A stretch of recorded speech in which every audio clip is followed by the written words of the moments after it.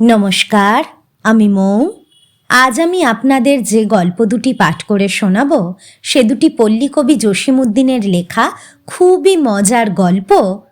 অনুমতিপত্র কে দেখাইবে এবং শ্বশুর জামাই। আশা করি গল্প দুটি আপনাদের ভালো লাগবে। আর যদি আমার গল্প পাঠ আপনাদের ভালো লেগে থাকে তাহলে অবশ্যই আমার গল্প পাঠের সঙ্গে থাকবেন।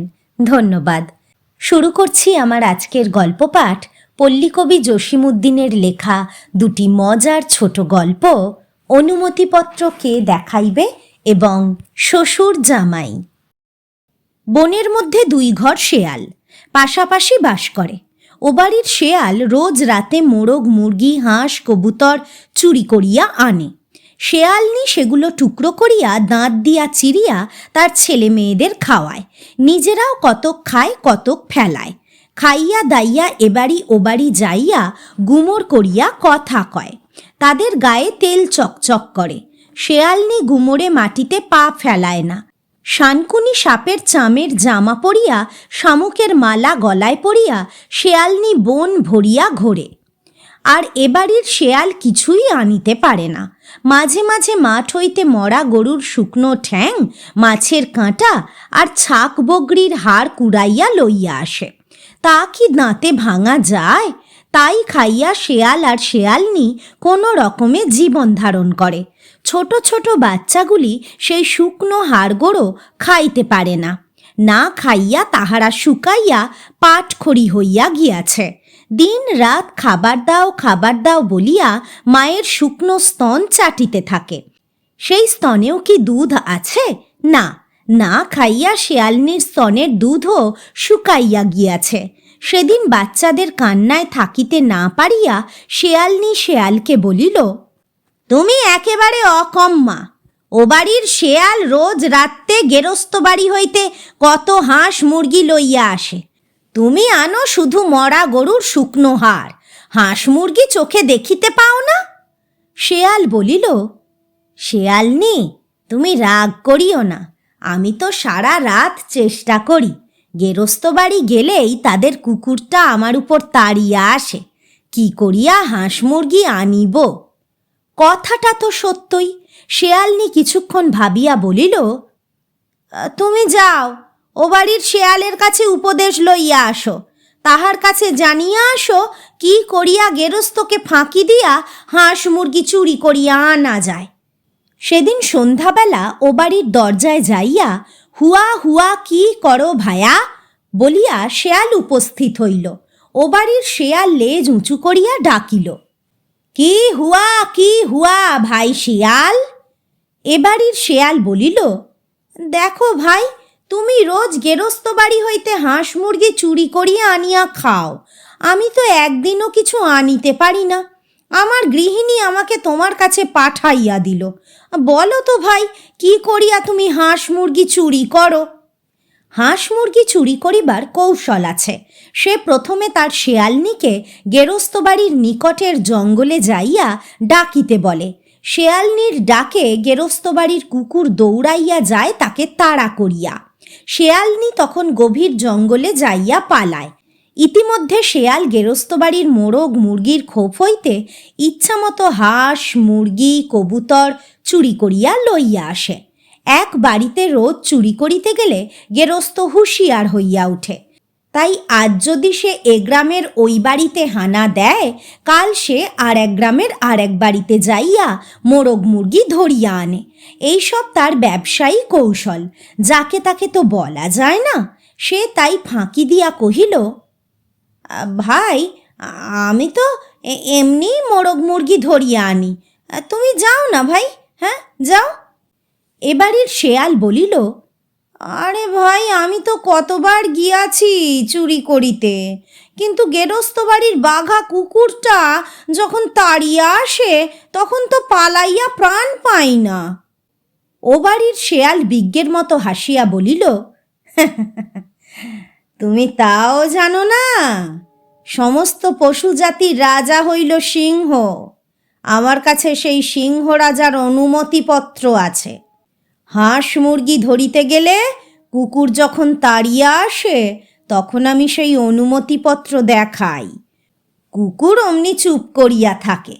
কুকুরও তো পশু, সে কি পশুরাজের হুকুম অমান্য করিতে সাহস পায়?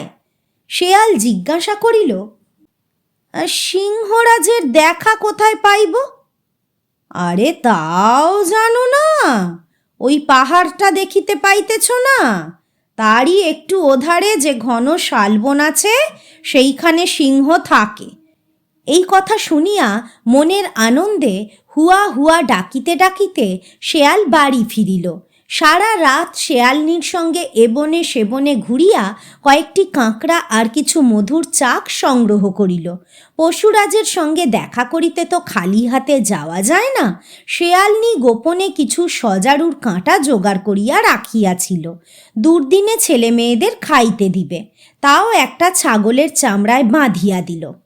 তারপর সারা রাত জাগিয়া দুইজনে নানা রকম জল্পনা কল্পনা চলিল। কিভাবে সিংহের নিকট যাইয়া দাঁড়াইতে হবে, কিভাবে তাহাকে সালাম করিতে হইবে। সকাল হইলে সব কিছু সঙ্গে লইয়া একটি ব্যাঙের ছাতি মাথায় দিয়া শেয়াল পশুরাজ সিংহের বাড়ি রওনা হইল। ঘন বেতের জঙ্গল ছাড়িয়া বড় বড় জাম গাছ, আম গাছ, সেই সব গাছের ডালে ডালে জড়াইয়া রহিয়াছে শ্যামালতা, আমগুরুজলতা আর জার্মনিলতার ঝাড়। সেসব ছাড়াইয়া শালের বন, শাল ফুলের গন্ধে বাতাস ভরিয়া উঠিয়াছে। গাছের ডালে ডালে মৌমাছির চাক হইতে টসটস করিয়া মধু ঝরিয়া পড়িতেছে। সেসব ছাড়াইয়া ঘন শ্বেতখড়ির বন, সাদা সাদা ফুল ফুটিয়া সমস্ত বন আলো করিয়া রাখিয়াছে। যাইতে যাইতে শেয়াল দেখিতে পাইল সামনেই সিংহরাজার বাড়ি। পাহাড়ের সামনে একটি গহ্বর, সামনে নানা রকম জানোয়ারের হাড়গোড় কত যে পড়িয়া রহিয়াছে, কে তাহা নিরূপণ করিবে।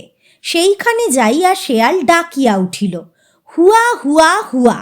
গহ্বরের ভিতর হইতে সিংহ গর্জন করিয়া উঠিল, গো গো, কে গো?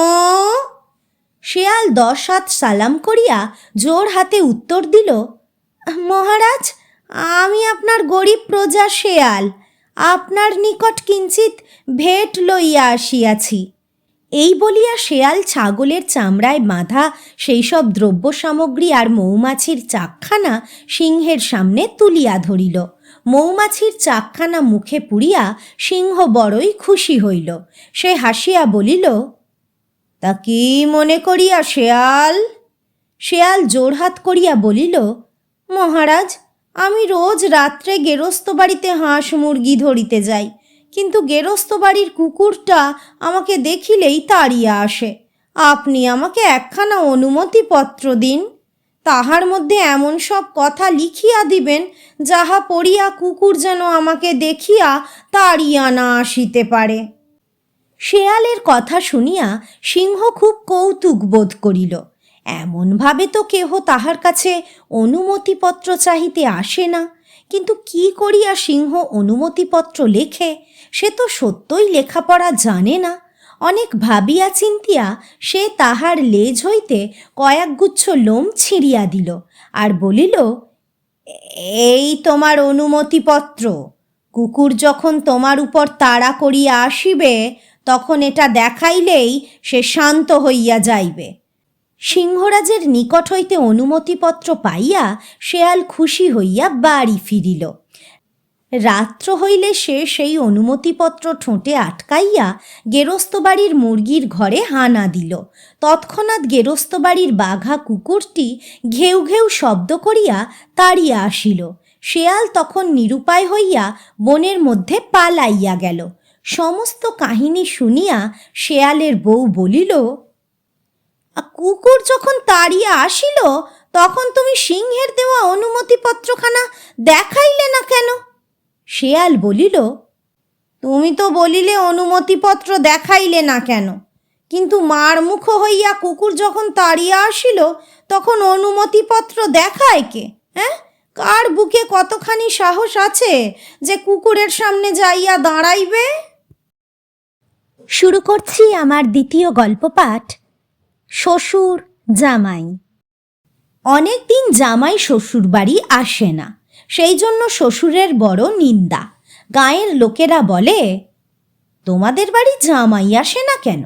নিশ্চয়ই ইহার মধ্যে একটা গোপন কারণ আছে। কারণ যাহা আছে শ্বশুর তো তাহা ভালোই জানেন। শ্বশুর বাড়িতে জামাইয়ের শালা নাই, শালি নাই, ইয়ার কি ঠাট্টা করিবার কেহ নাই। সেই জন্যই তো জামাই শ্বশুর বাড়িতে আসে না। অনেক ভাবিয়া চিন্তিয়া শ্বশুর ঠিক করিলেন এবার যেমন করিয়া হোক জামাইকে আনিতে হইবে, না হয় শ্বশুর হইয়াই জামাইয়ের সঙ্গে একটু ঠাট্টা ইয়ার্কি করিবেন। বাড়িতে অন্য লোক নাই, কেহ তো দেখিতে আসিবে না। হাটের মধ্যে জামাইয়ের সঙ্গে শ্বশুরের দেখা হইল। শ্বশুর জামাইকে বলিলেন, তা বাবাজি, আমাদের অমুখ যে হনই না, আজ চলুন আমাদের ওখানে। জামাই উত্তর করিল, আপনাদের ওখানে কি আর যাইব, শালা নাই, শালি নাই, কার সঙ্গে কথাবার্তা কহিব? শ্বশুর মিথ্যা করিয়া বলিলেন, তা এবার ঢাকা হইতে আমার এক ভাইজি আসিয়াছে, কলেজে পড়ে, সম্পর্কে তোমার শালি, তার সঙ্গে অনেক হাসি তামাশা করিতে পারিবে। জামাই রাজি হইয়া শ্বশুর বাড়িতে আসিল। আসিয়া দেখে ঢাকা হইতে কেহই আসে নাই, শ্বশুর তাহাকে ফাঁকি দিয়াছেন। জামাই ভাবিল আজকের দিনটি মাটি হইল। শ্বশুর যাহা ভাবিয়াছিলেন তাহা তো তাহার মনেই আছে। আহারের সময় হইল। শ্বশুর বাড়ি আসিয়া জামাইরা শালা শালি লইয়া এক থালায় ভাত খায়। শ্বশুর তাঁর স্ত্রীকে বলিলেন, দেখো, বড় থালাখানায় আজ আমাদের ভাত দাও, আমি আর জামাই এক থালায় ভাত খাইব। শ্বশুর আর জামাই একসঙ্গে এক থালায় ভাত খাইতে বসিলেন। নানা রকম তরকারি দিয়া খাওয়া চলিতে লাগিল। শ্বশুর ভাবিলেন, চালাকি করিয়া জামাইকে ক্ষীর খাইতে দিব না। তিনি জামাইকে বলিলেন, জামাই, খাওয়া তো হইয়াছে, এবার হাত ধো। জামাই দেখিল শ্বশুর তাহাকে ক্ষীর না খাওয়াইয়া ঠকাইবার মতলব করিয়াছেন। জামাই তখন এক গল্প ফাঁদিয়া বলিল, হাত আর ধুইব কি, আপনাদের বাড়িতে আসিবার সময় সামনে পড়িল এক প্রকাণ্ড সাপ। কহিলে বিশ্বাস করিবেন না, আমাকে না দেখিয়া ওই যে শিকার উপরে ক্ষীরের হাঁড়িটা ঝুলিতেছে না, ওই অত উঁচু একটা ফনা মেলিয়া ধরিল সাপটা আমার দিকে। শ্বশুর দেখিলেন ধরা পড়িয়াছেন। জামাই ক্ষীরের কথা টের পাইয়াছে। তিনি তাড়াতাড়ি বলিয়া উঠিলেন, তাই তো, তাই তো, ক্ষীরের কথা তো একেবারে ভুল হইয়া গিয়াছে, আনো আনো, ক্ষীর আনো। শাশুড়ি একটু মুচকি হাসিয়া তাড়াতাড়ি ক্ষীর আনিয়া দিলেন। ক্ষীরের সঙ্গে মাখিয়া খাইবার জন্য কিঞ্চিৎ ভাতও দিলেন। জামাই ভাবিল শ্বশুর আমাকে ক্ষীর খাওয়া হইতে বঞ্চিত করিতেছিলেন, এবার আমি তাহাকে ক্ষীরই খাইতে দিব না। জামাই শ্বশুরের সঙ্গে গল্প আরম্ভ করিল। এখনকার কলিকালের কথা আর কি বলিব, বউরা স্বামীকে মানিতে চায় না। এই আপনাদের মেয়ে, যাহাকে আমি বিবাহ করিয়াছি, আমি যদি তাকে বলি এদিক থাকো, সে চলিয়া যায় ওদিকে। বলিবার সঙ্গে সঙ্গেই তাহা দেখাইয়া দিবার অজুহাতে জামাই পাতের ক্ষীরটুকু নিজের দিকে টানিয়া লইয়া ভাতগুলি শ্বশুরের দিকে ঠেলিয়া দিল। শ্বশুর দেখিলেন ঠকাইবার মতলবে জামাই আমাকে ক্ষীর খাইতে দিবে না। আচ্ছা, দেখাইতেছি। উপদেশের ছলে শ্বশুর জামাইকে বলিলেন, তা বাবাজি, তোমরা ছেলে ছোকরা মানুষ, মিলমিশইয়া থাকো, মিলমিশইয়া থাকো। হ্যাঁ। বলিতে বলিতে তাহা দেখাইয়া দিবার অজুহাতে ক্ষীর ও ভাত একসঙ্গে মাখিয়া ফেলিলেন। বড়ই আনন্দের সঙ্গে শ্বশুর জামাইয়ের খাওয়া শেষ হইল।